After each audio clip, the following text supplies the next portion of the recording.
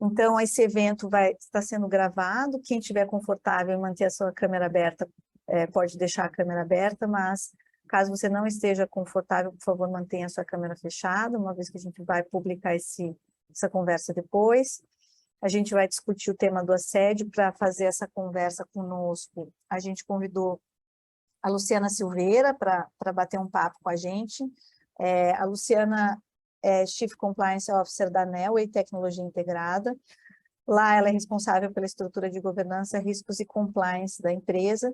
A Luciana tem experiência na estruturação e gerenciamento de programas de compliance, com histórico de trabalho no segmento de Big Data, na indústria da metalurgia e em escritórios de advocacia, né? Ela foi responsável pela implementação e gerenciamento do programa de compliance da Companhia Brasileira de Metalurgia e Mineração no Brasil, nos Estados Unidos, na Holanda, na Suíça e em Singapura.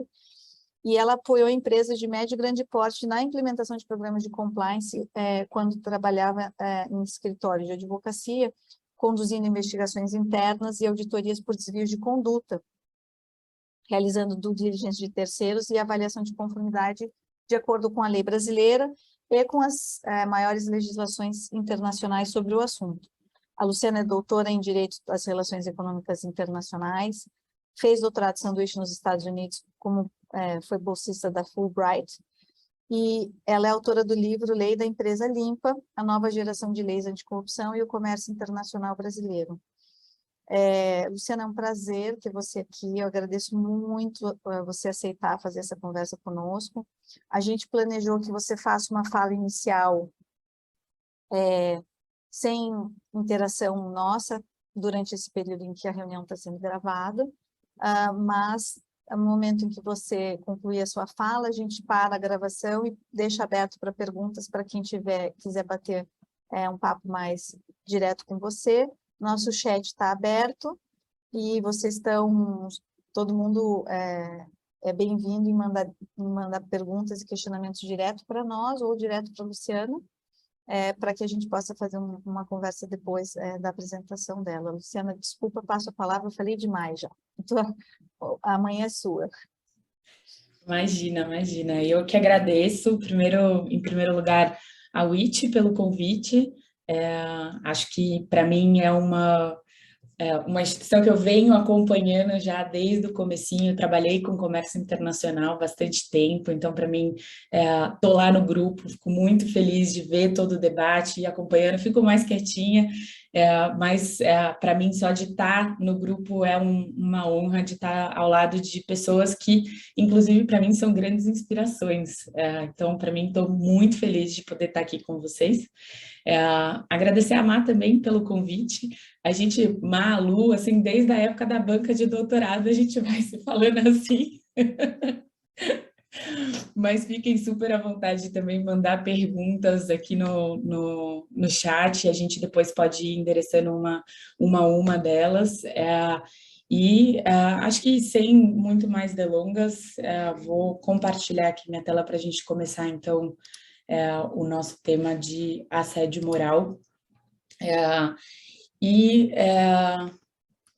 Acho que, como a Má falou, assim, no comecinho, apresentando um propósito do papo hoje, e eu quero mesmo que seja um papo, a ideia não é vir aqui dar uma aula sobre o que é assédio moral, falar um pouquinho sobre o tema do ponto de vista prático também, né, contar para vocês um pouco da minha experiência, por exemplo, hoje aqui dentro da ANEEL e de como que funciona investigações de assédio moral, de como a gente faz esse trabalho, como a gente recebe via canais de denúncia, uma denúncia sobre assédio moral e qual é o nosso comportamento, de repente, depois de fazer uma investigação de assédio moral, o que a gente toma de decisão com as conclusões que foram chegadas, atingidas.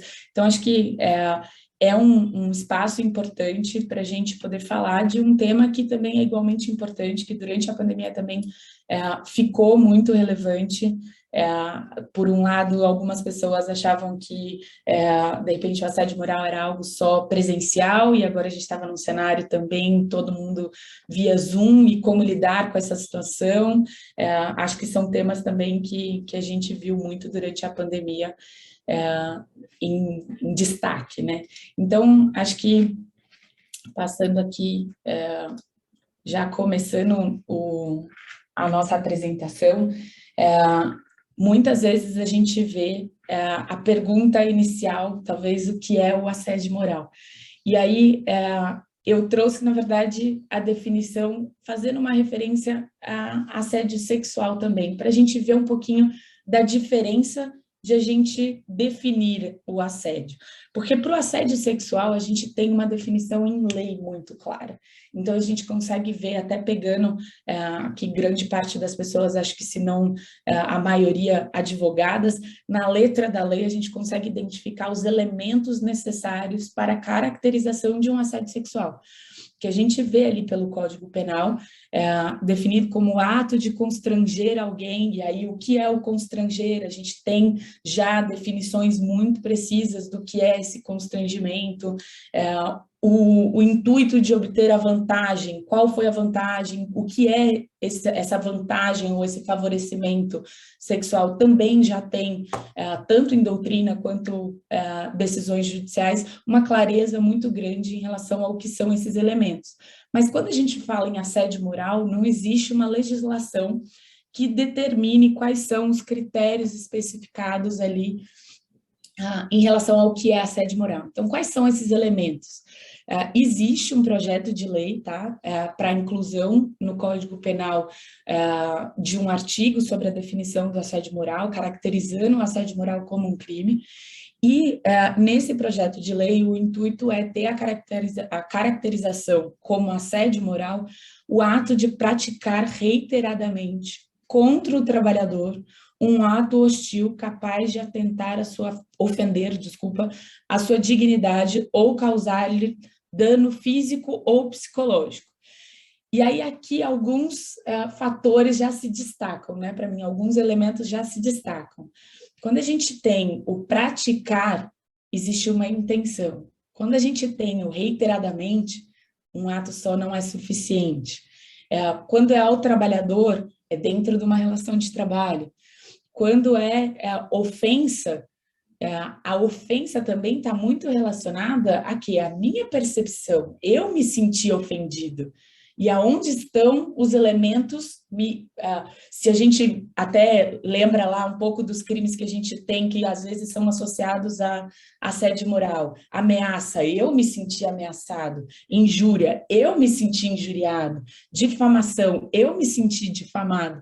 E a gente agora, nesse contexto aí de caso de Johnny Depp e Amber Heard, a gente viu o que é a discussão de existiu ou não existiu uma difamação. A gente tem ainda que ter uma discussão dos elementos de evidência dessa difamação, dessa ofensa, dessa injúria, desse dano físico ou psicológico, mas já traz uma transparência e uma objetividade maior em relação ao que é um assédio moral. Isso é um projeto de lei, então ainda não é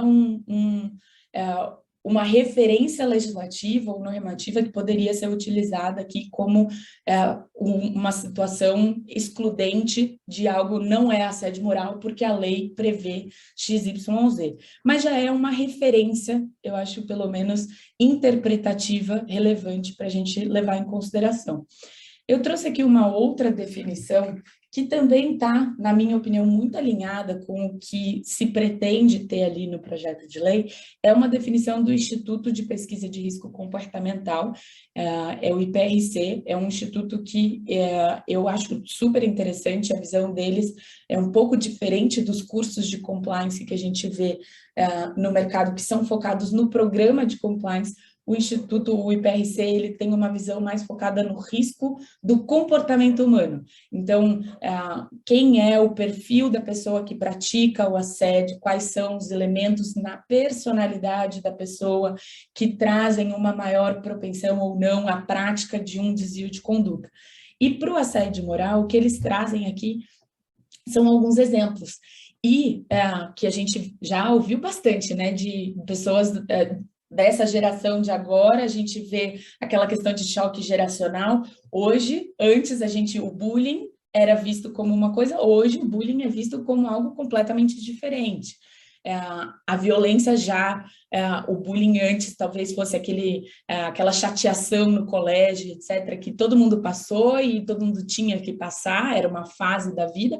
Hoje não, o bullying já é visto como algo que realmente traz impactos e danos psicológicos, danos físicos, para a formação, inclusive, das crianças, se a gente está falando de bullying no colégio, ali ainda na formação das crianças, e acho que muitas das pessoas aqui no Oiti que têm filhos, a gente vê essa discussão ali nas escolas, e entre as mães, entre os pais também, em relação a como lidar com o bullying. E quando a gente fala ali no IPRC, do assédio moral, ele também traz o conjunto de comportamentos. E isso, para mim, ele é interessante, porque traz a noção de não ser uma única ação. Então, quando eu lembro de um treinamento, uma vez que a gente deu, depois de a gente fez várias investigações de assédio moral e a conclusão foi de que não era um assédio moral, a denúncia feita não era um assédio moral, mas era uma questão comportamental do ambiente de trabalho. E aí a gente queria fazer um treinamento para trazer uma conscientização do que era o assédio moral, como se caracterizava, como que o ambiente de trabalho, ele precisa ter um certo não, né, sempre, precisa ter respeito, precisa ter uma cordialidade, precisa existir um tratamento com as pessoas, da forma como a gente gostaria também de ser tratado. Então, a gente foi fazendo esse treinamento e muitas pessoas foram falando, tá, mas e se essa situação, e se aquela outra situação? Eu falei, gente, todo mundo tem direito de um dia acordar, saiu da cama, botou o pé no chão e o xixi do cachorro estava bem aonde colocou o pé. Aí depois foi fazer o café e derrubou o café na roupa que já estava arrumado. Foi sair de casa e ralou o carro. Nossa, aquele dia que o chefe chega depois de tudo isso, ou a pessoa chega depois de tudo isso que aconteceu, e solta aquele palavrão na primeira coisa que dá de errado na reunião. Poxa, todo mundo tem o direito de um dia ter esse momento de explosão. Se aconteceu, vai lá, pede desculpa, gente, hoje não estou num bom dia, vamos fazer essa reunião depois, passou, chega, não tá legal, já pisei no xixi, já derrubei o café, já bati o carro, acontece. Agora, o conjunto de comportamentos, o reiteradamente, o direcionado para aquele trabalhador ou para aquele grupo de trabalhador, é algo que já torna a situação um pouquinho diferente.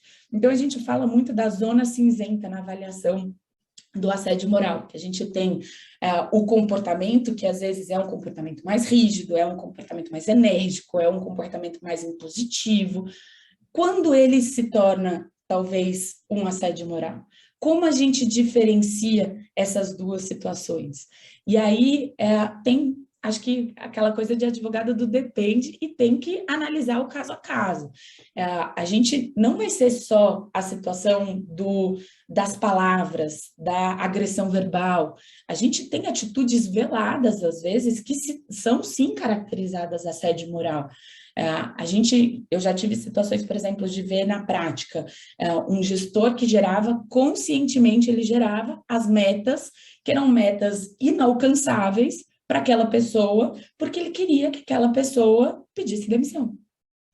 Para ele, mas esse cara está aqui, ele já não gosto dele, eu não sei o que ele mais está fazendo aqui, e eu quero que ele saia, eu vou colocar metas que eu já sei que ele não vai bater, uma hora ele vai ter que sair. Essa consciência também é relevante na hora de a gente avaliar o assédio moral. A gente, lá no IPRC, o Renato, que é o responsável lá pelo IPRC, ele fala na sigla IRA, que é intencionalidade, regularidade contra alguém. E esse intencionalidade é talvez o mais difícil de ser identificado, porque em algumas situações, a prática do assédio moral, ela acaba sendo um reflexo do ambiente. O que eu quero dizer com isso? Estamos num ambiente tóxico, estamos num ambiente em que os gestores, entre eles, se tratam com bastante agressividade, eles se xingam em reuniões. O que vai acontecer? Para baixo, isso também vai ser repetido. Estamos em um ambiente em que todo mundo expõe todo mundo em reuniões. Abriu uma reunião lá para falar sobre uma apresentação, já na hora abre o microfone ali, se for no Zoom ou presencial, pede a palavra, não deixa a pessoa terminar de apresentar e fala, pô, mas essa apresentação de novo, você não trouxe todos os dados, tá um lixo. Isso a gente tem já que ela passou um pouquinho da conta, né? Passou da linha, e é o exagero que pode ser considerado um assédio moral, sim. Então, o clima ruim, por si só, um clima ruim, não é assédio moral. Mas o clima ruim direcionado a uma pessoa ou direcionado a um grupo de pessoas, sim, pode ser considerado um assédio moral. A deteriorização das condições de trabalho, não só no pede para sair 02, pede para sair 01, aquela lá do Tropa de Elite, quando ficou super famoso, a gente via gente repetindo esse comportamento, achou legal no filme e repetia dentro da empresa. Essas situações, elas são mais claras, as ações veladas são mais difíceis de serem identificadas, mas quando a gente tem, por exemplo, uma situação de um chefe que tem o poder da informação. Eu tenho vou te passar o retorno da avaliação de resultados do semestre. Mas vamos, em algum momento vamos na semana que vem. Aí chega na semana que vem, desmarca e fala, eu achei melhor agora não, porque eu queria ainda dar uma pensada em como eu vou fazer esse feedback para você. Vamos na outra semana. E aí vamos postergando e criando aquele terror emocional na pessoa que vai receber o feedback dos resultados do semestre, e a pessoa fica naquela ansiedade, fica naquela ambiente de eu não sei se o feedback é positivo, se o feedback é negativo, eu não sei se isso significa que eu vou ser demitida, se eu não vou ser demitida, qual vai ser a consequência, toda hora ela posterga. Esse terrorismo quase num ambiente de trabalho também é assédio moral. E não houve nenhuma agressão verbal nesse exemplo que eu dei, não houve nenhuma ação, aquela bronca, aquele palavrão, aquele feedback negativo, crítico na frente de todo mundo. São ações veladas que também podem ser consideradas assédio moral.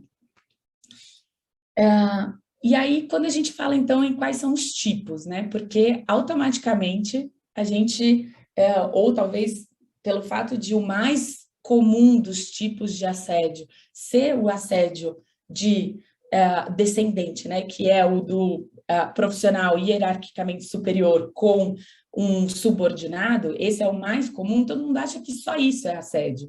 Mas eu acho que é muito importante deixar claro que não é essa a única forma de assédio que a gente tem. Então, a gente pensa, está relacionado ao poder, mas é só o superior que tem poder? Quando a gente tem uma situação de assédio ascendente, de subordinado para com o chefe, isso existe na prática? Existe, e eu já tive que fazer uma apuração interna em relação a isso. Quando a gente recebeu esse relato, inclusive, eu falei, nossa, vai ser interessante fazer essa apuração, e vou dizer porque veio, inclusive, o grupo fazer o relato. Não foi nem uma pessoa que fez o relato, mas veio um grupo fazer o relato do assédio descendente, tá? Do vertical descendente, falando, esse chefe XYZ vieram todos eles. Eu falei, nossa, aqui vai ser interessante fazer essa investigação. Porque, para mim, já no começo, na hora que ela chegou, eu falei, aqui eu tenho elementos que podem me mostrar uma situação de assédio, na verdade, no sentido contrário, no vertical ascendente. E quando a gente conduziu a investigação, a gente viu que era exatamente isso. Uma situação de um grupo de funcionários, grupo de profissionais, que estavam criando um ambiente hostil para que aquele chefe, que era um chefe recém-chegado na área, pedisse para sair. Não fosse acolhido, não se sentisse capaz de executar a liderança, inclusive porque eles juntos se recusavam a seguir as ordens daquele chefe sob o argumento de que era uma pessoa que era hostil, era uma pessoa que tinha uma comunicação violenta, pessoas que até, de uma certa forma, a gente viu ali um corporativismo negativo, sabe? Estamos usando as ferramentas da companhia a nosso favor para tirar alguém. Então, precisa ter muito claro que o assédio ele não é só de cima para baixo, ele pode ser de baixo para cima também, e como a gente identifica esses elementos.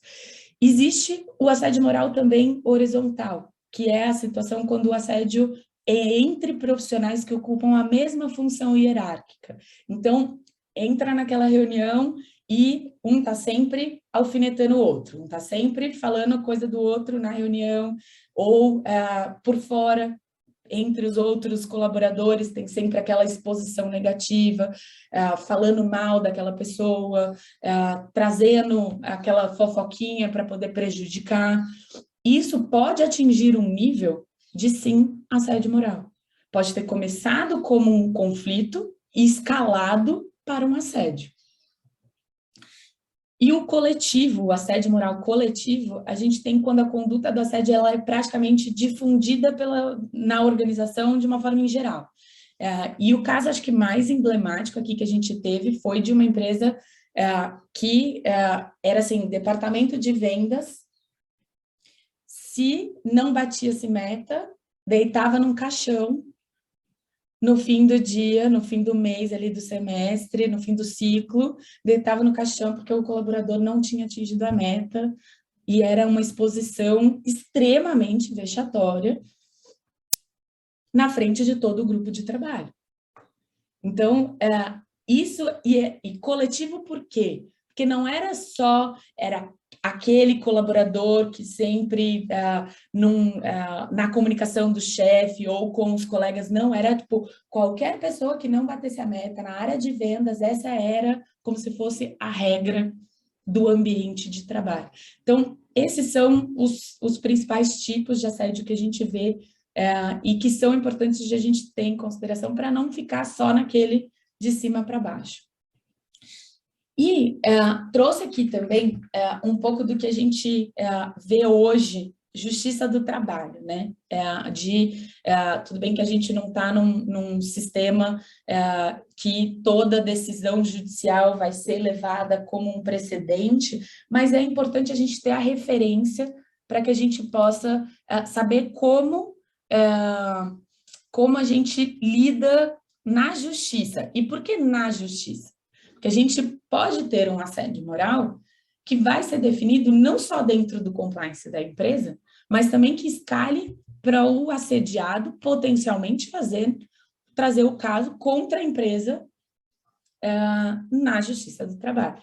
E aí, aqui pensando nesse cenário, a CLT, ela não tem também uma definição, não existe nem na lei, no Código Penal, e nem na CLT, uma definição do que é o assédio moral. Mas, lá no artigo de justa causa, a gente tem uma conduta que pode ser passível de ser caracterizada, né, justificada ali como o assédio moral, que é o ato lesivo à honra ou à boa fama. Muito ligado lá com o que a gente tem da injúria, da difamação, da Constituição Federal em relação ao que é dignidade humana, direito inviolável à honra, à imagem. Então, a gente pode ter esse vínculo ali com a conduta do assédio moral dentro da CLT. Mas a gente não tem a definição muito clara, objetiva. O que a Justiça do Trabalho tem decidido por essa conduta reiterada. Então, a caracterização ali do reiterada, para mim, volta na situação da relevância uma situação só pode não ser o assédio, mas se isso acontece várias vezes, e não é só aconteceu, 10 vezes, não, às vezes aconteceu uma segunda vez, poxa, já é ali caracterizado como um assédio moral. A pessoa perdeu a linha pela segunda vez, já pode ser considerado, então, um assédio moral. E, por outro lado, a Organização Internacional do Trabalho trouxe uma normativa mais recente, dizendo que esse conjunto de comportamentos que se caracteriza como assédio moral, ele se manifesta de forma única ou repetida. Aí embolou todo o meio de campo. Se uma única situação pode ser considerada um assédio moral, aí eu vou ter aquela discussão lá, vou ter que analisar aquela situação da pessoa que pisou no xixi, derrubou o café, bateu o carro e chegou xingando no escritório. Pode ser considerado assédio moral? Então, vai ficar muito mais difícil de a gente discernir o que é um comportamento, o que é um excesso fora da curva, aquele outlier de comportamento ou o assédio moral. Mas eu posso ter também, e vai ser muito caso a caso, é isso que eu quero dizer, que vai ser mais difícil, mas a gente vai ter que analisar muito caso a caso, porque eu posso ter, sei lá, uma situação de apresentação de resultados na empresa, a pessoa vai lá na frente para apresentar o resultado e todo mundo começa a falar, nossa, olha a calça dela, e começa a trazer os nomes que aquela calça aparece e a pessoa se sente humilhada na frente da empresa toda. Será que isso já não é suficiente numa única situação para a pessoa que, de repente, já é uma pessoa que tem ali aquela insegurança, poxa, ela se sentiu humilhada naquela situação, será que já não pode ser considerado um assédio moral? Então, eu acho que é uma situação, um trabalho ali que a gente tem muito uma zona cinzenta realmente de analisar caso a caso as situações. A Rafaela trouxe aqui uma pergunta sobre questões de assédio moral, gênero e diversidade. Eu acho que teve uma situação, eu assistindo uma vez uma palestra, que trouxeram uma pergunta de uma situação prática de um colaborador que tinha autismo, que estava numa reunião de trabalho e que... não me lembro agora se no caso prático era o chefe ou se era só um colega de trabalho, que virou para ele e falou assim, ô moleza, viu? E aí? Eu, num primeiro momento, e a pergunta foi, essa situação é assédio moral? Quando uma pessoa que, inclusive, é uma pessoa que tem uma deficiência, uma pessoa com deficiência ali, ser chamada de, ser falada, caracterizada com essa palavra de ô moleza. E aí? Uma única é o assédio moral, é o suficiente? Para mim, definitivamente, é uma falta de respeito nessa situação, uma falta de empatia, assim, enorme, de levar em consideração as questões de diversidade e inclusão para uma pessoa com deficiência, usando uma palavra que, inclusive, para ela pode ser com deficiência, no caso era o autismo, pode ser ainda mais pejorativa, né? E que ela pode se sentir ainda mais humilhada. Será que isso já era o suficiente? E a gente volta lá também para os elementos que a gente falou de intenção reiterada contra alguém. O que nessa situação pode ser considerado um assédio moral? De repente pode. A gente precisaria analisar ali o contexto maior. Já não é a primeira vez. Ele já falou que ele não gosta dessa palavra moleza. A gente tem outros elementos para avaliar, na minha opinião. Por si só, eu sozinha ali, eu não caracterizaria essa situação como assédio, mas definitivamente mereceria ali uma chamada de atenção da pessoa que falou isso, de repente uma advertência verbal, de falar, aqui você está infringindo os nossos valores corporativos de diversidade e inclusão, de respeito ao colaborador e de respeito na relação de trabalho. Então, tem também essa situação prática ali com diversidade que eu lembrei dessa palestra que a gente viu. Passando aqui, trouxeram mais uma pergunta sobre provas. Eu tenho um pouquinho mais para frente, a gente vai falar sobre as investigações, e aí eu volto nessa pergunta. Ainda nessa situação, né, de como diferenciar ou de como sair da zona cinzenta para a gente identificar se existe ou não assédio. E aí eu vou de novo trazer a noção do assédio sexual, porque também isso, acho que o entendimento do assédio sexual e a apuração do assédio sexual no ambiente corporativo, ele traz muita luz em como fazer essa identificação e apuração também para o assédio moral, porque existe sempre aquela pergunta, né? Isso foi só um feedback positivo entre o homem e uma mulher? Ou, de repente, já foi uma uma cantada um pouco velada. Isso foi os dois estão se flertando, ela deu ou ele deu a abertura e a outra pessoa sentiu a abertura e fez a investida, ou ele ou ela abusou da posição de hierarquia, às vezes, para fazer uma investida sexual. E aí? Fica sempre aquela pergunta na hora de fazer a apuração. E eu acho que no assédio moral e na apuração do assédio moral, a gente também tem essas perguntas. Foi um feedback mais duro, um feedback corretivo, porque aquela pessoa estava saindo da linha, aquela pessoa não traz resultados, aquela pessoa precisa corrigir o comportamento, e se eu não for dura, ela não vai entender que ela precisa mudar. Existe também aquela história do choque geracional, né? Assim, a gente aprendeu, e isso eu falo bastante também, que a gente foi criado com valores do passado e a gente é julgado com os valores do presente.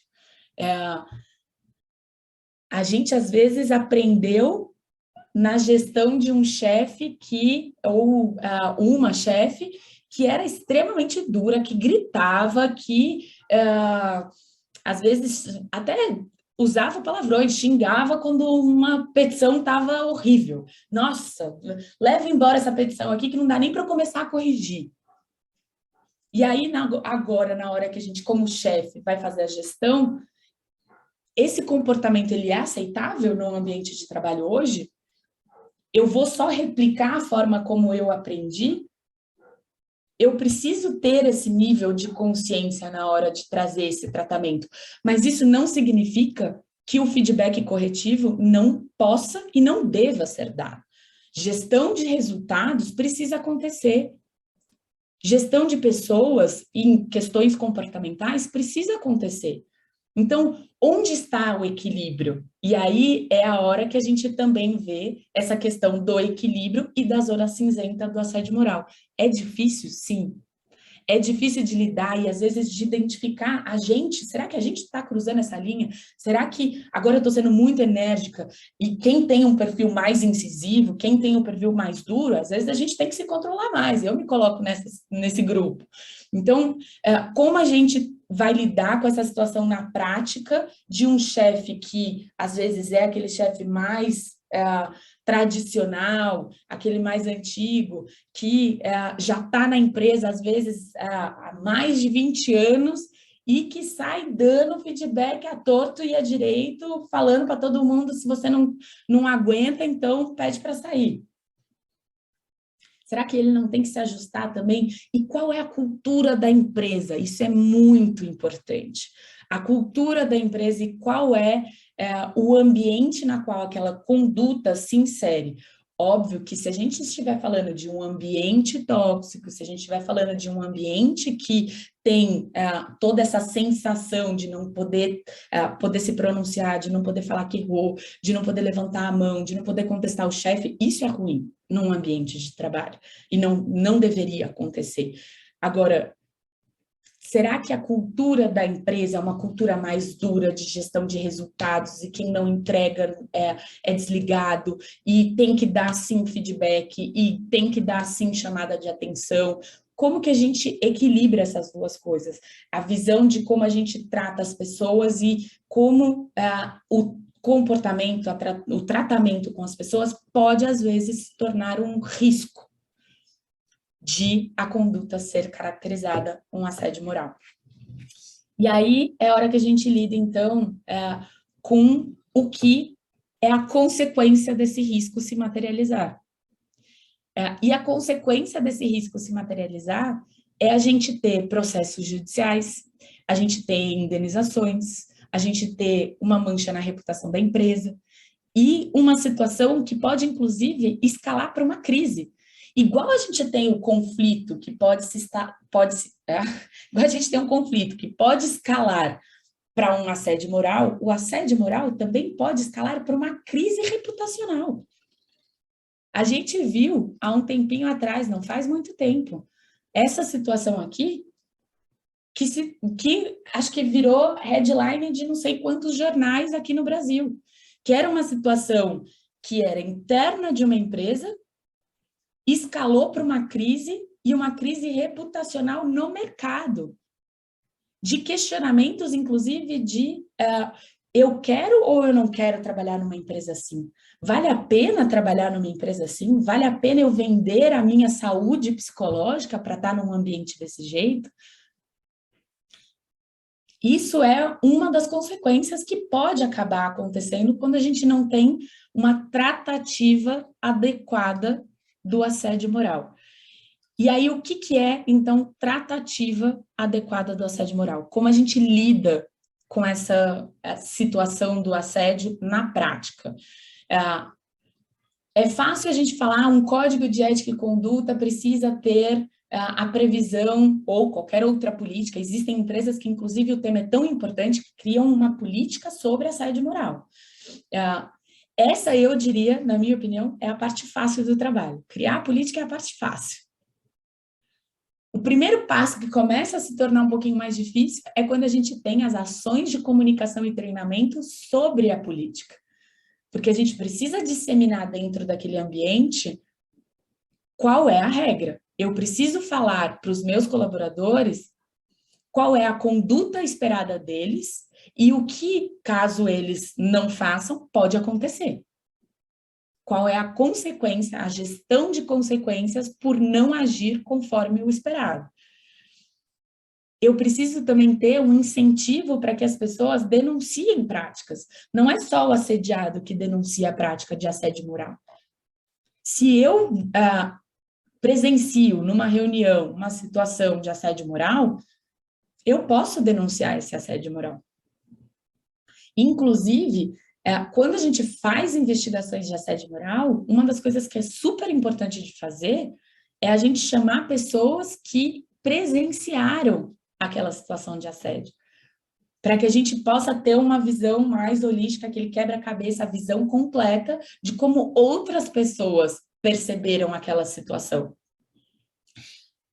E as investigações, então, são extremamente importantes. Como conduzir essa investigação? E aí vou trazer aqui um pouquinho, respondendo a pergunta de antes, de como coletar essas provas, as evidências necessárias para que a gente tenha a conclusão, a constatação de que houve um assédio moral e possa ter elementos necessários suficientes para aplicar medidas disciplinares, se for o caso.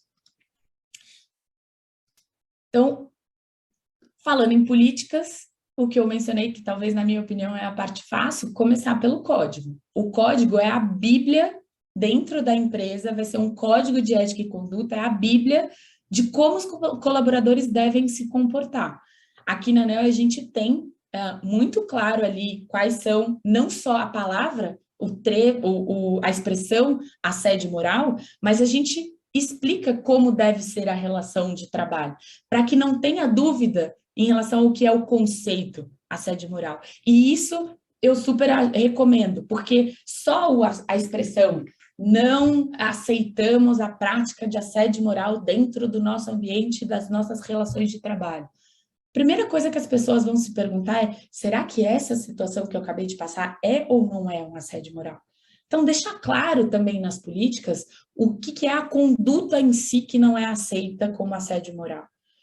Trazer um pouco mais de detalhe, um pouco mais de tempero para o que é esse conceito. E o incentivo à denúncia é o canal de denúncia. E não só ter o canal de denúncia, né? Não só ter... e aqui, eu acho que é super legal, teve um caso prático também que uma vez me perguntaram, eu estava falando sobre assédio moral, etc. E aí falaram, poxa, mas eu não tenho dinheiro na minha empresa para ter um canal de denúncias e contratar, aqui no caso da ANEEL, a gente tem um prestador de serviço externo.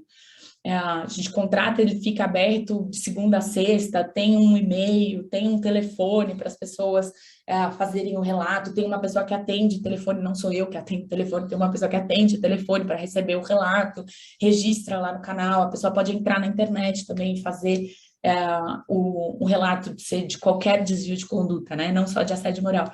Mas na hora que a pessoa virou e falou, poxa, eu não tenho dinheiro para contratar um prestador de serviço, isso significa que eu não posso ter um canal de denúncias? Falei, olha, eu já ouvi o exemplo, que para mim foi ao mesmo tempo mais engraçado, mas o caminho mais correto que a pessoa encontrou eficaz e eficiente. Ela tinha, na empresa dela, o banheiro masculino e o banheiro feminino. Ela fez uma urna, uma caixinha, com um cadeado, e você podia colocar o papelzinho lá dentro, no banheiro feminino, no banheiro masculino, dentro da cabine. Ninguém ia ficar sabendo que você fez uma denúncia, você ia lá, jogava o papelzinho, e o compliance de tempo em tempo ia abrir a caixinha e pegar o relato. E funcionou, foi eficaz, foi eficiente porque ela não gastou dinheiro, e foi eficaz porque ela conseguiu fazer com que as pessoas de fato denunciassem. Elas tinham medo de que, se fosse lá, vem falar comigo, poxa, vou me identificar, vai ser uma urna no refeitório, vai todo mundo ver que eu vou depositar essa urna no refeitório. Ela conseguiu criar um ambiente que realmente incentivava as pessoas a fazerem relatos porque elas se sentiam protegidas. E isso é muito importante também no caso de assédio, porque em muitas vezes, no caso do assédio, a pessoa se vê encurralada, sozinha e sem ações para tomar.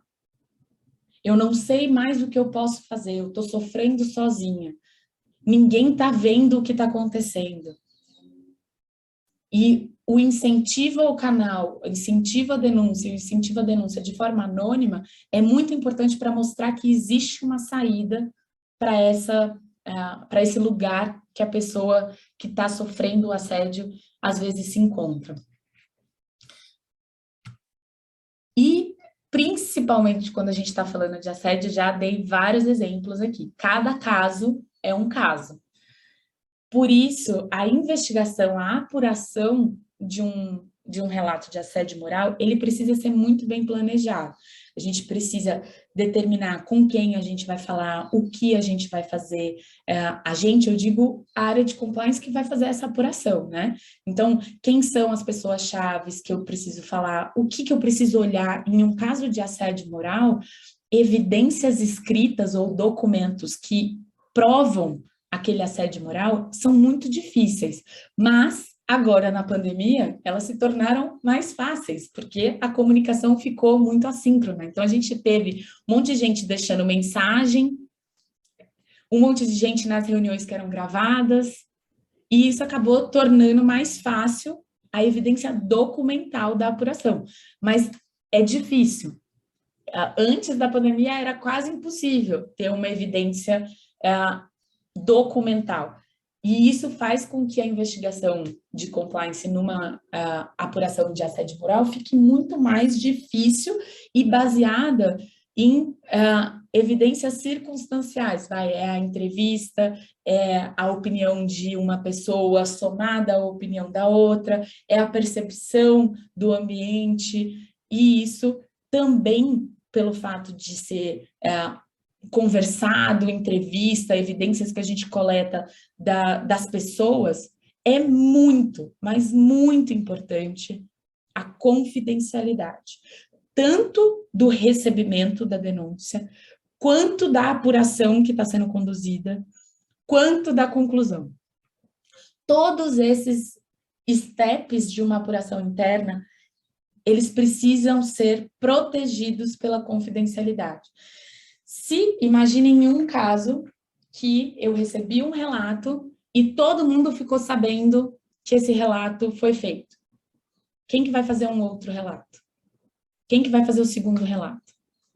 Eu já criei um ambiente de insegurança para acesso ao canal, de insegurança na proteção de quem faz o relato. E quem está se sentindo acuado quer se sentir protegido.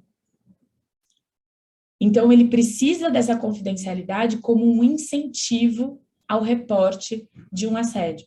Quem está sendo investigado, às vezes a gente tem situações de pessoas que são chamadas numa entrevista porque elas evidenciaram um assédio, porque elas são o assediador, ou assediadora, ou porque elas foram a pessoa assediada. Eu tenho essas três situações. E nessas três situações, se eu exponho, por exemplo, fulano de tal falou que a pessoa na reunião foi assim, assim, assado, você confirma? Eu já estou expondo como foi a entrevista com outra pessoa ou outro colaborador que participou da minha investigação. Essa exposição de informações, ela é totalmente desnecessária. Eu preciso da proteção de confidencialidade para que eu não tenha um impacto negativo para a minha investigação. Se as pessoas sabem que o entrevistador fala para as outras o que é dito, eu já vou pensar o que eu vou falar. Eu já vou cuidar com as palavras, eu já vou tentar, às vezes, até trazer um caso que não me prejudique, eu vou tentar fazer... de uma certa forma, influenciar o resultado final dessa investigação para o que é a minha opinião. Então, a não confidencialidade prejudica até mesmo a apuração e pode fazer com que a conclusão não seja a conclusão que deveria ser. A confidencialidade também do resultado final é importante. E ela é importante para proteger as pessoas que participaram da investigação, proteger o assediador e proteger o assediado. Sim, o assediador ou a assediadora também precisa da confidencialidade, porque, às vezes, ela cometeu uma falha, essa pessoa, em um momento, ela cometeu um assédio, mas eu vou dar uma segunda chance para essa pessoa, ela vai melhorar, ela não pratica mais o assédio, e pela não confidencialidade do resultado, eu exponho negativamente essa pessoa perante os outros colaboradores. Então, expor o resultado de uma investigação de assédio moral também é ruim. Eu preciso ter a confidencialidade para todas as etapas da investigação. Confidencialidade é muito, muito importante numa atividade de compliance de apuração interna. Aqui eu trouxe um pouquinho de quais são estágios mais comuns ou etapas mais comuns de uma investigação, não só de assédio, tá? De uma investigação de compliance em geral. Assim, se eu recebo uma denúncia, o que eu faço com ela? Quais são as etapas até eu chegar na conclusão dessa investigação? Então, a primeira coisa que eu faço é estabelecer um plano de ação. Estabelecido esse plano de ação, eu começo a trabalhar em cima das ações que eu falei que eu ia executar. Quando a gente tem, às vezes, uma situação que pode haver uma evidência documental, eu posso, por exemplo, fazer busca em e-mails, eu posso fazer buscas em... a gente tem aqui dentro da ANEEL o Slack, mas em algumas empresas tem o chat do Teams, tem o chat de comunicadores internos. Às vezes eu posso colocar ali, fazer uma busca, palavras-chave, rodar o software para buscar comunicações entre as pessoas para analisar se aquelas comunicações de fato têm elementos de um assédio moral. Depois eu vou fazer uma análise dessas evidências documentais. E, de novo, em assédio moral é muito difícil de a gente ter isso, tá? Então, pode ser que eu tenha que pular essa etapa. Quando eu falo de uma situação que, por exemplo, uma fraude ou um desvio de conduta que tem alguma, por exemplo, um kickback ou algum impacto financeiro, a gente pode ter que fazer testes de transação, que eu falei que esse são etapas, às vezes, de uma investigação em geral. Mas, para assédio moral, a gente não tem uma transação financeira que precisa ser analisada. Então, pode ser um contexto que precise ser levantado numa investigação de assédio, mas pode ser que você não tenha que fazer absolutamente nada da análise financeira, tá? A due diligence, que também é conhecida aí como um background check, em casos de assédio moral, também são situações raras de a gente ter que fazer. A gente faz muito em casos de favorecimento de fornecedores, em casos de, até mesmo investigações de corrupção, investigações de fraudes, a gente vai fazer uma due diligence, seja do CNPJ ou CPF, para uma apuração interna. Agora, teve uma única situação que eu já passei que, se eu tivesse feito, na verdade, a due diligence das pessoas que estavam sendo investigadas, para mim teria sido melhor, porque era situações de pessoas que eram familiares e eu não tinha identificado. E por que isso é relevante? O familiar já tem naturalmente um conflito de interesses e ele vai ter um viés na resposta das entrevistas. E eu não sabia que existia essa relação de família, esse elo, e eu levei em consideração como se não houvesse. E isso impactou a minha análise, depois lá na frente, quando eu fiquei sabendo, ainda deu tempo de corrigir, mas se eu tivesse feito essa due diligence antes, teria sido uma situação melhor. Entrevista, que é sempre a última coisa que você vai fazer. Não é a primeira, é a última da investigação. Às vezes a gente pensa lá em entrevistas de compliance, investigações de compliance, muitas vezes as pessoas já na hora associam ao seriado do CSI, né? Então eu vou fazer e vou toda hora chamar a pessoa para fazer uma pergunta, e tem aquelas pegadinhas na entrevista. O compliance não tem poder de polícia. A gente não pode extrapolar aqui de invadir, se a pessoa não quer falar, ela não fala, só que aí tem a consequência de não contribuir com a investigação. Se a pessoa não colabora, eu não tenho como forçar a colaboração dela como compliance. Se ela numa entrevista, ela está sendo extremamente curta e sintética nas respostas, ou é sim ou é não, e é isso, às vezes é uma entrevista perdida, não tem o que fazer. Paciência, eu não posso simplesmente virar para ela e falar, olha, te aconselho, botar a mão assim para trás, né? Te aconselho a participar, porque senão você vai sofrer as consequências. Quase que é um assédio do entrevistador. Então, existe um limite também de até onde o compliance pode atuar numa investigação. E, por fim, o relatório, que aí é constatação dos fatos, das conclusões que a gente chegou durante a investigação. E aqui, eu acho que até a gente já pode ir passando aqui para o próximo slide, que aí já estamos acabando. Alguns detalhes mais adicionais aqui sobre os dois, o começo e o fim. No plano de ação, algumas empresas, e eu acho que é extremamente recomendável, algumas empresas têm um procedimento interno descrevendo como que a investigação deve ser feita. E isso é muito bom, é positivo, para que o compliance não queira agir, às vezes, de impulso, não, eu vou por esse lado, eu vou por aquele lado, e aí eu vou fazer a entrevista primeiro, e depois eu chamo aquele outra pessoa lá no final, porque eu quero pegar no pulo. Não, existe uma ordem linear das coisas que precisam ser feitas. Em casos de assédio moral, principalmente, a gente vê uma zona cinzenta muito grande na questão na conduta, na questão comportamento versus desvios de conduta.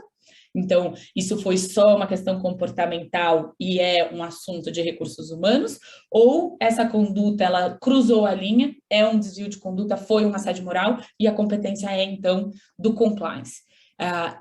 Isso é um debate, eu acho, maravilhoso. É fantástico esse debate, porque a conduta dos dois departamentos, ela não só é, como tem que ser diferente. E aí, quem vai ser o competente para fazer essa avaliação? Eu faço primeiro pelo compliance, para depois eu passar para os recursos humanos, caso o compliance entenda que não é um desvio de conduta, ou eu faço primeiro pelo recursos humanos, e se o recursos humanos entender que aquilo foi um comportamento excessivo, aí compliance analisa para ver se tem elementos de fato de um assédio moral. Por onde começar? E, na minha opinião, não tem resposta certa.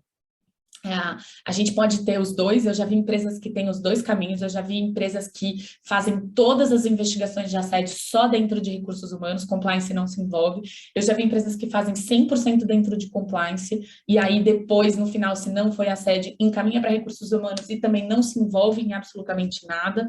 Já vi empresas que têm tanto as duas pessoas, as duas áreas atuando em conjunto para fazer uma investigação, que eu acho que é uma coisa boa, mas às vezes dentro dos processos da empresa pode gerar uma ineficiência, e dentro do objetivo final de quanto tempo vai demorar para ter uma apuração, etc., também pode gerar uma ineficiência, ter as duas áreas trabalhando juntas. Depende muito, né, de como na empresa isso funciona. E eu acho que a gente tem aqui também uma preocupação, que eu falei, né, no plano de ação, a gente descreve o que vai ser feito. E aí, quando a gente descreve o que vai ser feito, a gente coloca uma ordem e uma hipótese a ser apurada, investigada. E a gente precisa constantemente, eu tenho essa prática pessoal, assim, de sempre voltar no plano de ação, para eu não esquecer qual é a minha hipótese. para eu não esquecer quais eram as etapas que eu falei que eu ia executar. Para que, caso eu não execute uma etapa, eu deixe também formalizado o porquê de não ter executado aquela etapa. Para depois, a minha investigação não correr o risco de ela ser questionada. Não foi uma investigação contundente, foi compreensiva por causa disso, disso, disso. Não, mas está aqui, ó, eu justifiquei que a etapa tal não foi conduzida porque não existiam elementos necessários X, Y, Z para conduzir essa investigação e diante do SLA necessário para cumprir das medidas que precisavam ser adotadas com urgência. Aí pronto. Ter essa justificativa formalizada da não execução de algumas etapas é muito importante também e é muito positivo depois para a investigação. E quando a gente fala do relatório, a gente volta do relatório final, a gente volta para o plano de ação também, porque eu quero saber, a hipótese foi confirmada ou não? E aqui não é eu acho que sim. Na minha opinião pessoal, sim. Não, eu quero saber se tem elementos suficientes para caracterizar essa conduta como um assédio. Eu já tive inúmeras situações que eu falaria, olha, para mim é uma zona cinzenta. Se eu fosse a pessoa, eu, Luciana, não me sentiria ofendida. Eu, Luciana, não me sentiria alvo de uma exposição negativa.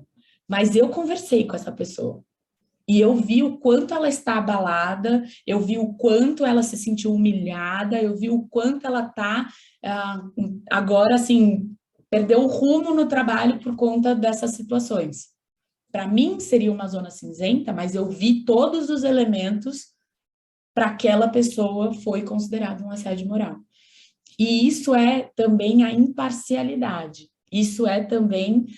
e quando a gente fala em imparcialidade, tem uma coisa que é relevante ali, de deixar de fora os meus valores pessoais para fazer essa avaliação e trazer para o jogo os valores corporativos na avaliação e, por vezes, trazer uma pessoa externa da empresa para fazer essa avaliação. Porque, às vezes, eu, como compliance e como colaborador, que também estou inserida nessa cultura, posso, de repente, estar com uma visão já contaminada em relação àquela situação. E trazer, de repente, uma pessoa externa, um consultor ou um advogado para conduzir a investigação junto, me traz elementos ali de uma imparcialidade adicional na condução da investigação e na conclusão, apuração dos fatos ali, constatação de se houve ou não uma situação de um assédio. E aí, a gente entra também na conclusão, uma vez que a gente confirmou a prática do assédio moral. O que a empresa pode fazer? Eu vou simplesmente, confirmado o assédio moral, demite a pessoa? Demissão é a medida disciplinar utilizada em casos mais graves e em situações que já não tem mais a esperança de uma correção. Um caso que foi muito grave e eu, como empresa, não quero lidar mais com essa pessoa aqui dentro, posso sim decidir em ir por um assédio moral, em ir por um desligamento por conta dessa prática do assédio moral. Pode ser que eu não queira mais lidar, como empresa, eu não quero mais lidar com essa pessoa e com essa situação. Mas a gente precisa também depois ter uma coerência como empresa, nas medidas, nos critérios utilizados para a aplicação de medidas disciplinares. Se eu desliguei uma pessoa com a primeira denúncia de assédio moral confirmada, eu preciso levar em consideração isso para todas as próximas situações de assédio moral confirmadas. Qual é a barra que eu quero estabelecer como empresa dentro do meu ambiente de trabalho sobre assédio moral? E isso é muito importante. Na minha opinião, também tem uma coisa muito importante de ser levada em consideração, que é a cultura justa e a oportunidade de melhoria. Se a pessoa reconhece o erro, se a pessoa reconhece que a prática do assédio moral, ainda que não tenha sido na cabeça dela tão consciente que era um assédio moral, mas ela está aberta a melhorar, está aberta, de repente, com um feedback, com um acompanhamento, com um coach, que são medidas que a gente fala, talvez medidas mais softs, medidas disciplinares mais softs, Se ela está aberta, eu não preciso partir para uma medida disciplinar mais dura, seja uma advertência verbal ou escrita, uma suspensão, ou culminando talvez até no desligamento. E eu acho que uma coisa que também é importante de colocar aqui, que medidas disciplinares do ponto de vista jurídico mesmo, CLT, não são o único caminho. Às vezes é um caminho muito mais longo, mas é um caminho também muito mais eficaz a gente fazer um trabalho de conscientização para toda a empresa, a gente fazer um trabalho de comunicação para toda a empresa do que são situações de assédio, como lidar com essas situações de assédio, o que fazer, como denunciar, o que é uma investigação de assédio, muito do que a gente, de uma certa forma, até está fazendo aqui. Esse trabalho dentro de uma empresa, ele é muito importante para gerar um ambiente mais saudável de trabalho. E, às vezes, gerando essa conscientização, fazendo essas ações de comunicação, fazendo essas ações de treinamento, as pessoas se sentem mais seguras e, inclusive, mais bem informadas para agir numa situação futura. Fazer um treinamento para liderança.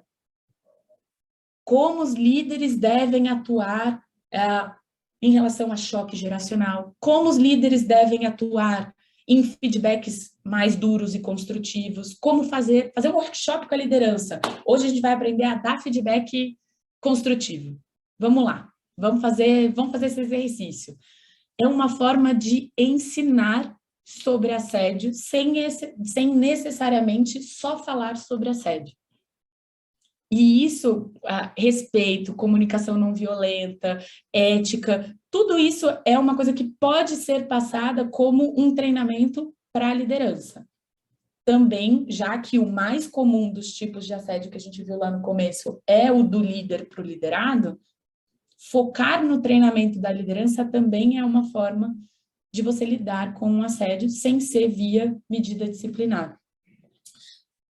Eu aqui, agora, com a minha apresentação em si, eu já cheguei no meu final, vi que tinha algumas perguntas aqui, eu deixei para a gente, queria explicar o processo da apuração, né? Porque algumas perguntas, inclusive, vieram nesse sentido. Das provas, eu acho que a gente já falou, já entramos aqui um pouquinho na questão das provas, e uma dos procedimentos também, né, que já consegui endereçar. Teve uma palavra que a Lara Gurgel trouxe, é comum que haja um processo de acariação em procedimentos de investigação de assédio moral. A palavra acariação, para mim, ela remete bastante ali naquele poder de polícia, de colocar duas pessoas uma contra a outra, de saber quem que está falando a verdade. E isso, numa investigação de assédio moral, eu vou dizer, eu não recomendo. Numa investigação de assédio moral, o que é mais comum de a gente ter é várias entrevistas com assediado, assediador, pessoas próximas do assediado, pessoas próximas do assediador e pessoas que testemunharam as situações. E isso com o intuito de montar aquele quebra-cabeça, pegar o maior número de opiniões e informações sobre os fatos possíveis, para que a gente extraia a verdade talvez mais próxima da verdade absoluta, porque existe a minha verdade, a sua verdade, a verdade verdadeira em todas as situações. Então, eu preciso, como investigador, extrair a versão mais próxima e imparcial possível do que efetivamente aconteceu naqueles fatos, para que a gente chegue a uma conclusão sem prejudicar nenhuma das partes. Teve uma outra pergunta aqui. Má, posso ir já pegando as perguntas e respondendo? Não, eu acho que sim, essas que estão no chat, eu acho que você pode encaminhar. A hora que a gente encerrar essas do chat, eu vou encerrar a gravação para a gente poder conversar, enfim, e as pessoas poderem endereçar suas questões diretamente para você sem gravar. Tá. Mas ótimo. essas que estão aí, eu acho que pode tocar. Aqui a outra pergunta que foi levantada, você já investigou assédio moral reverso, ou seja, a pessoa se utilizar da posição hierarquicamente inferior dentro da organização, apontando falso assédio para obter benefícios pessoais? Eu contei desse caso que era um grupo de pessoas que fez o assédio moral reverso, né?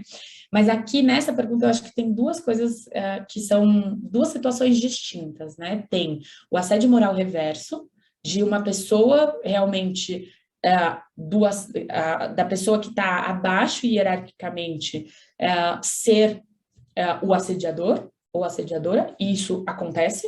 Acontece, por exemplo, quando tem uma pessoa que já está há muito tempo na casa, tem informações e não quer compartilhar informações, e a relação do poder é uma coisa muito frequente no assédio, é uma coisa que a gente precisa, é um dos elementos que a gente vê mais corriqueiros nas investigações, né? Então, assim, se o profissional que está hierarquicamente inferior, ele já está há muito tempo na casa, ele não quer compartilhar informações com o novo chefe, ele fica jogando com o novo chefe, já que ele tem mais tempo de casa, ele conhece mais o ambiente, ele conhece mais os procedimentos, ele fica cavando situações para o novo chefe ou nova chefe se prejudicar no ambiente de trabalho, isso sim poderia ser caracterizado um assédio moral inverso. E o segundo ponto, elemento aqui dessa pergunta é o falso assédio. E aí, quando eu falo do falso assédio, existe a falsa denúncia do assédio e existe a pessoa achar que aquilo é um assédio e fazer a denúncia, porque quem tem que apurar é o compliance. Eu não tenho condições técnicas, um colaborador de qualquer área que for, eu não tenho nem a competência, nem a função de investigar assédios morais. Eu vi aquela situação, eu me senti desconfortável com aquela situação e eu vou fazer uma denúncia e o compliance que apure se aquilo é um assédio moral ou não. Essa situação não é considerada uma falsa denúncia de assédio. E isso está muito relacionado com o incentivo à denúncia.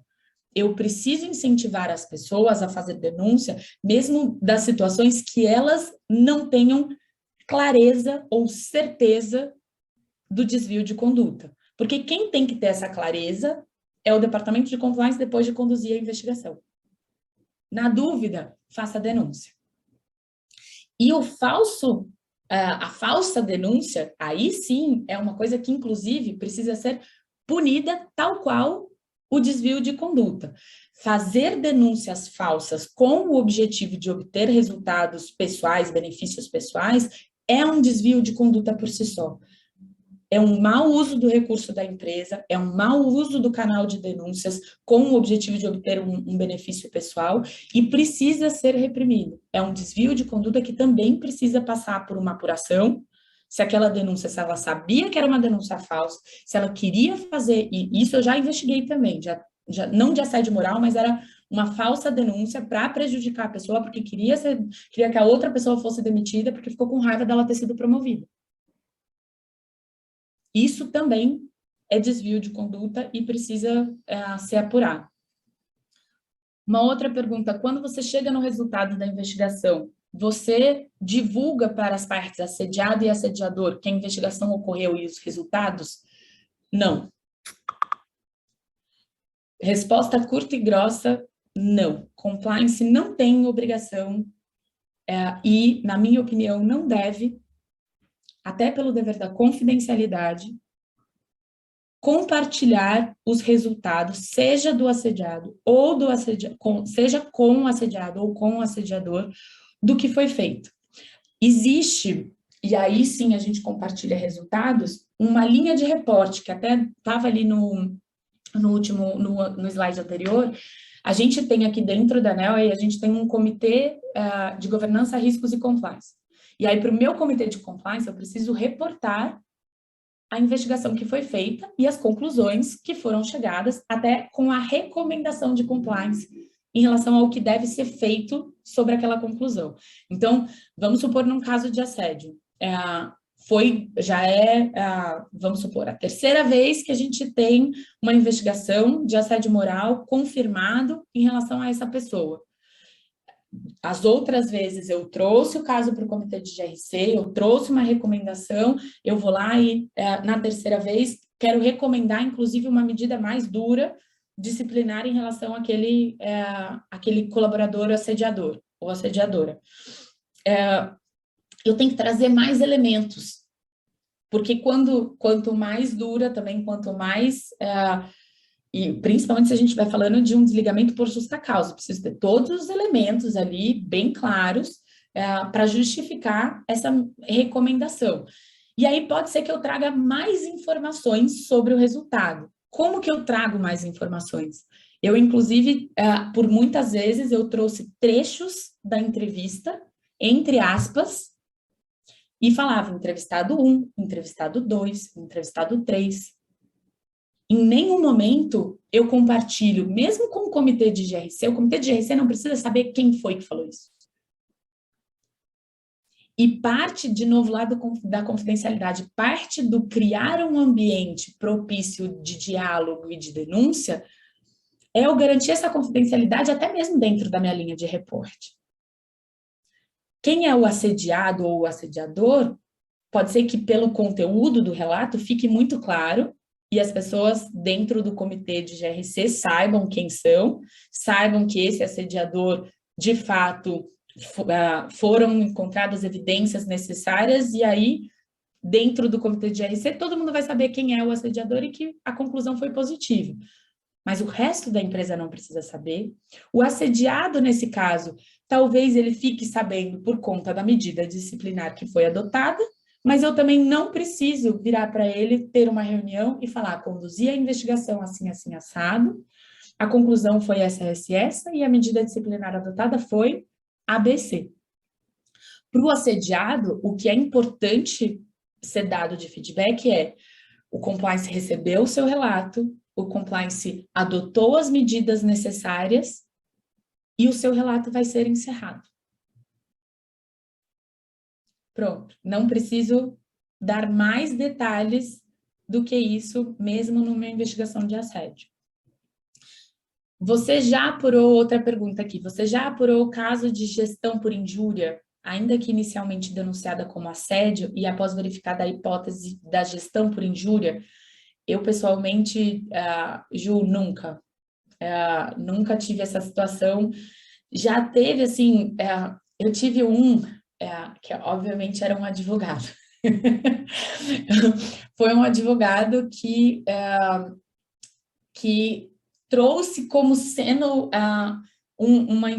próximo de difamação, de calúnia, mas muito porque ele tinha o conhecimento técnico do que era calúnia e do que era difamação e injúria, mas assim, no máximo aquela situação talvez fosse um assédio moral, na minha opinião não teria todos esses elementos, mas era porque a pessoa tinha o conhecimento técnico, então ela queria também dar uma valorizada no relato para poder ter um peso maior ali em relação ao que ela estava trazendo, né?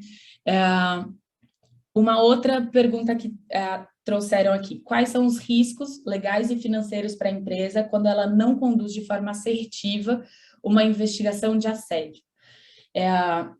Aqui de risco, eu acho que até a gente, num dos slides ali que eu tinha de notícias, né, de processos judiciais, o risco financeiro é a indenização. Se esse assediado sente que a empresa não conduziu a investigação, não adotou medidas necessárias, não tratou aquele caso como deveria ter sido tratado, ele continua sendo assediado, ele pode buscar a justiça e isso, consequentemente, trazer uma responsabilização da empresa e uma penalização financeira para a empresa. E aí isso vai ter, né, processo judicial, vai ficar registrado, às vezes tem todas aquelas ferramentas de identificação de histórico de processos, vai estar lá, vai ter o risco financeiro, às vezes tem tem a multa, tem negociar a multa, tem todo o impacto de quanto sai na mídia, pagou 10 milhões por conta de um assédio moral. Também isso pode ter um impacto, um desdobramento de um impacto de reputação para a empresa. Uma outra pergunta que trouxeram aqui, e o processo de coleta de provas? O que você recomenda do ponto de vista quantitativo e qualitativo? Posso, inclusive, desculpa, interromper aqui o compartilhamento para eu ver vocês maior. Na coleta de provas, que é o trabalho da apuração, né, da investigação, em assédio moral, o mais rico em termos de coleta de provas são as entrevistas. E aí, quanto mais entrevista você conseguir fazer, melhor. Fazer uma, duas e falar já é o suficiente, eu acho pouco. Mas se você, nessa uma, duas, conseguir até mesmo elementos, evidências de as pessoas, tá aqui, ó, olha a mensagem que mandaram aqui no grupo do WhatsApp, olha aqui a mensagem do nosso grupo e que depois ela apagou, eu tirei foto. Então, assim, dependendo da entrevista, às vezes ela é muito rica em evidências, e às vezes a entrevista não é tão rica e você tem que fazer mais. O que eu recomendo aí sim, e do ponto de vista que acaba sendo qualitativo e quantitativo também, é fazer uma diversidade nessas entrevistas. Então, pega gente que é um superior, pega gente que é um subordinado, pega gente que é par, pega homem, pega mulher, para poder ter ter diferentes visões sobre o fato. Se você só entrevistar homem, pode ser que você tenha uma visão. Se você só entrevistar mulher, pode ser que você tenha uma visão. Se você só entrevistar superiores, pode ser que você tenha uma única visão. Então, essa diversidade na entrevista, ela é muito importante para trazer uma riqueza maior nas evidências, nas apurações. E o processo, outra pergunta aqui, e o processo de coleta de provas, o que você... não, essa mesma, fala do ponto de vista da pessoa que sofre o assédio. Acho que, então, talvez eu não tenha respondido. Rafaela, se você se sentir confortável, quiser abrir o microfone e explicar um pouquinho melhor a tua pergunta, fica à vontade. Deixa eu parar a gravação. Tá bom. E aí eu acho que a gente pode passar para essa parte. Tá ótimo.